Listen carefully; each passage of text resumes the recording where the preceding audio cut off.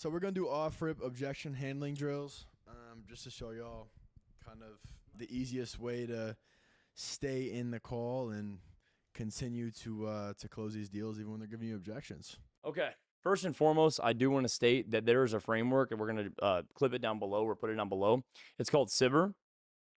Stands for Jesus, go ahead. Clarify, isolate, validate, reframe. I don't know why it was off my head, but go ahead.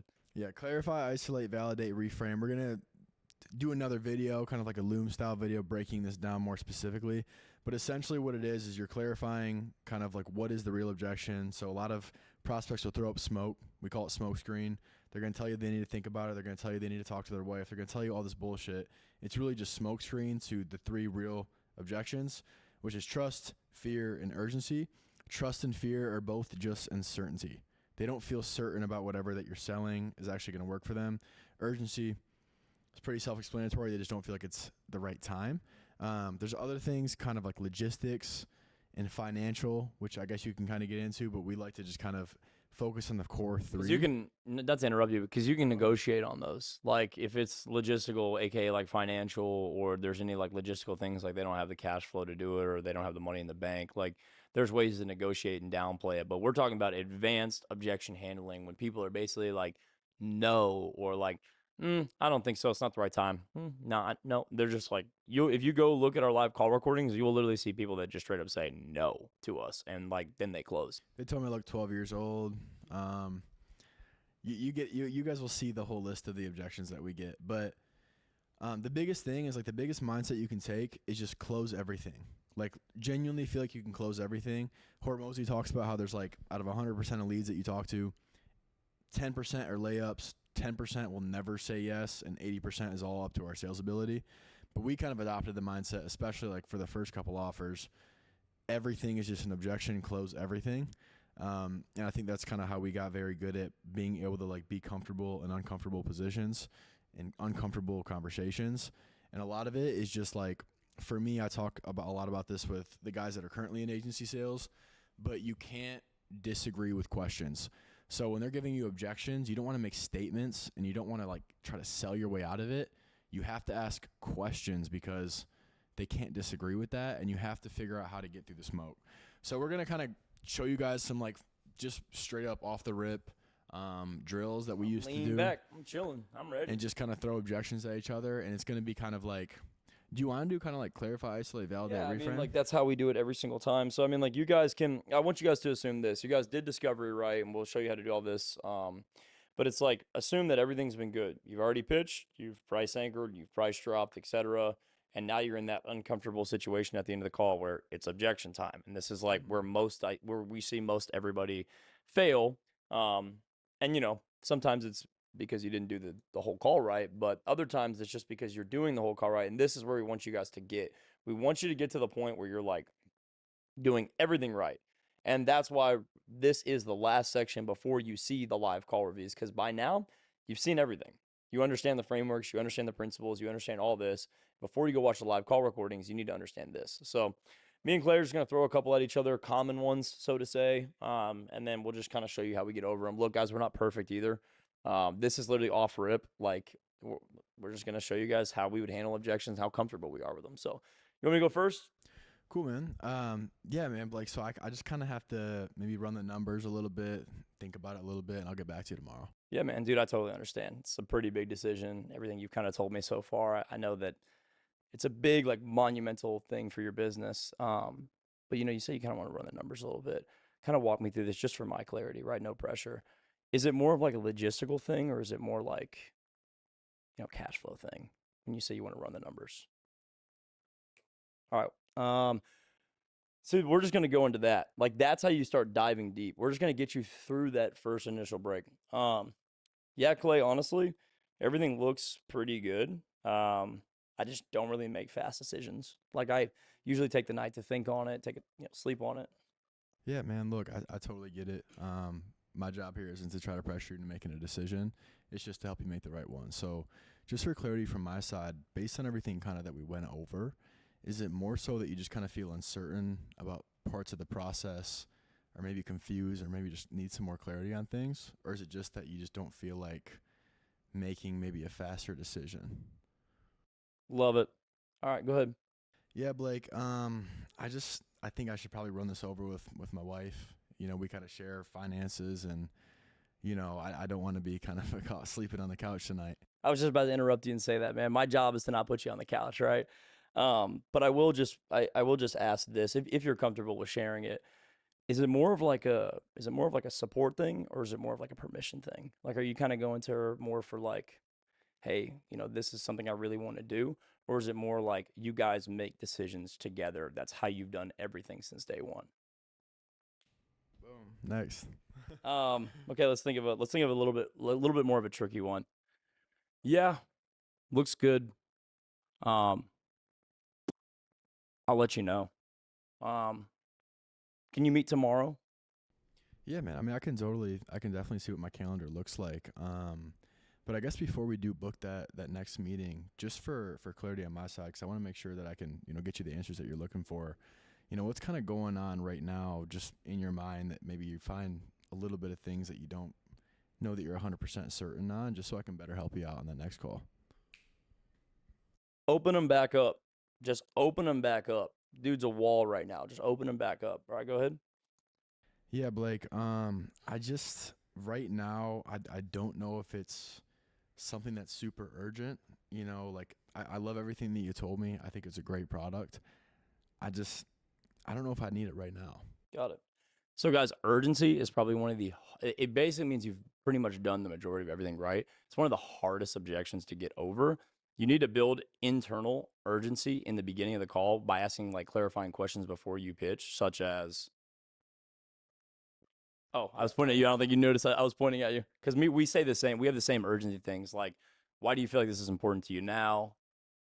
I usually like to say, like, are you talking about discovery? Sorry, I was Yeah, kind of like paying right before attention. pitch. This is how you prevent urgency objections because urgency is really a lot of objection prevention. I'll give you the objection here in a second, but I think we should actually touch on this now that we're off rip. Like a lot of times, if you get that objection, you can kind of tie it back to the discovery. You didn't build enough urgency with them. They just kind of like, yep, everything looked good. Yep, yep, yep, yep. The whole call, and then at the end, they're like, yeah, I just don't really think this is the right time for it right now, etc. Yeah, the way I like to look at it too, is like when you're everything up until you drop the price, you're on the offense. Once you drop price, you're on defense. So you want to prevent as many objections as you can prior to when you drop price. So like discovery is all about, building the gap, understanding what they've tried, why that hasn't worked, where they want to go, why do they want to be there, and also a timeline. A big question that you can ask before you even get into your pitch is like, what's your timeline on, if everything checks your boxes and everything makes sense numbers wise, how soon are you looking to get the ball rolling? And you can prevent a lot of these urgency objections before you even get into your pitch. The other thing that we like to do too is right after your pitch, you do a temp check. So that way you can handle objections before, again, you drop price, because you still have kind of like the upper hand. You have more information on them than they have on you. They still want to know the price, but you want to make sure that you can get all of their cards out on the table before you introduce price, because you want to be in a position where you're just trying to make the numbers work. You're not having to deal with, does Blake trust me? It's just, hey man, you don't have 3,500 today. Let's do 3K. Yep. And now I'm going to show you how to potentially why we said that before I go to this objection. Because right now he's like, hey, I don't really know if it's the right time, etc. So this is when I would use this. Yeah, Clay, dude, I totally understand, man. Do you mind if I kind of just say something off the record? Go ahead, man. Earlier, whenever we were talking, you kind of mentioned your financial situation, like how things were going with the business. And you kind of told me a little bit about what you were doing before, the agencies you kind of worked with before, etc. Right? Yep. You kind of also told me that things are getting a little bit sticky, right? Just been, yeah, man, it's just not the greatest experiences in the past. So it's like with where you're at right now, transparently from me to you, if you don't do something, whether it's with us or whether it's with somebody else soon, it's a little worry. It's a little worrying, to be honest with you. See, I'm talking to like a kind of a concern tone. It's a little worrying. Look, I'm not, obviously I'm not a coach or anything like that. I appreciate you taking the time with me today, and I totally understand if it's not the right time. But just like my job here is to make sure you make the best decision for your business. And based on everything you've told me, I know to you it might not seem like very urgent right now. Maybe that was my fault by not building that with you, but it's like I've seen this before. And the last thing I want to do is for you to come pick the ball back up 6 months down the line in a worse position. So, look, we can wait on it. Um, we can kind of follow up with each other and see how it is. I totally respect it. But do you mind, just for my clarity, kind of running me through why you feel as if it's not urgent for you? Because everything you've told me today indicates that it is. Boom. Now you're gonna get the real objection. Now you're gonna get like, dude, someone asks you that question, they're like, damn, that person like cares about me. And they're like, damn, that was like off rip too, unscripted.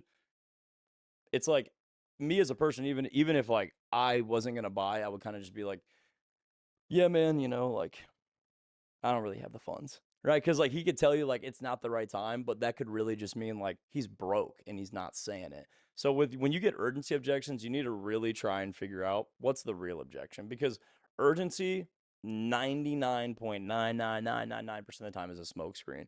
Because who the hell opts in a form and goes through a whole sales process if it's not the right time? Unless they're just dead ass broke and have nothing going on, which it could potentially be the case. But most of the time, if you get an urgency objection, it means that it's something back in discovery. Like you didn't build up enough gap with them. So that's why I like to tie it back.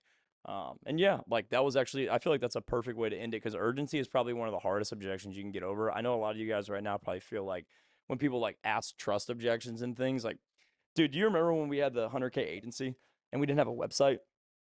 We had so many people that were just straight up like, well, when I look you guys up, where are you guys at? And what would you say? Like, here's the objection. Well, I want to move forward, but I look you guys up. I don't like see anything about you guys. I don't see any testimonials. I don't see anything. So like, explain that to me, Clay. Yeah, no, I totally get it. And to be completely transparent with you, we don't really put any money into like SEO or Google, any of those things to make us number one on Google. We get all of our acquisition from paid ads. The same way that I got you on the phone today, you saw a Facebook ad, clicked on it, filled out some information, talked to my assistant, now you're on the phone with me. This is exactly how we get more business. So that's kind of why we only do that. We put all of our money into what's going to get us more business. Yeah, well, explain to me this about I get that. Okay, that makes sense, right? Because you guys are doing the same thing. But like, in terms of like, do you mind if I speak with somebody that you guys in? Because I don't see any testimonials. And look, man, like I told you, I've been around the block before, and it's like I don't really feel comfortable moving forward unless like I kind of talk to somebody. Because if I can't find you guys when I look you guys up, like I don't know, it just gives me an eerie feeling, No, man, I get it. And as you can imagine, I speak with probably 8 to 10 docs a day, and half of them ask me that. We actually used to do it. We just don't do it anymore. If you become a client, we want you completely focused on all the new patients that we're bringing you, not potential clients of my business. So if you do become a client, we give you the same courtesy. We just don't do it anymore. We keep your information private. But usually when I get that question, it's because maybe there's just something that you kind of feel uncertain about. So is there something that maybe you just don't feel like, kind of checks your boxes in terms of kind of what we're doing? Now I'm like, now he's asking questions, and I'm like, yeah, and then I'm talking, and he's, yeah, reframe. So, I mean, man, like, you want to go in any more, or do you feel like that's enough for now? I think that's probably enough. I think a big thing that I always get like questions on is like how do you handle objections?